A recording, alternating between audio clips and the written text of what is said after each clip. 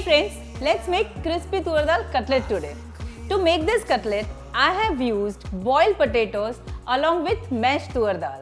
And we are going to add Indian veggies and spices along with tempura flour for that perfect binding.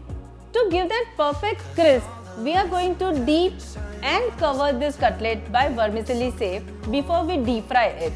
And we are going to serve this cutlet with gravy dip. So let's get started.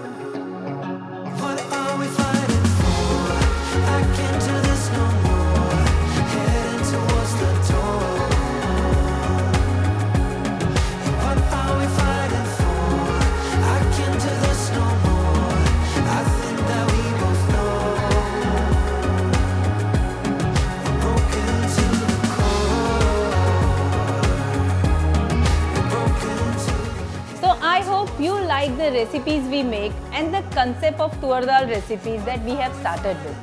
So I hope you like the recipe and the concept of Toor Dal recipe we have come up with. Please do let us know how did you like the recipes and the concept in a comment section.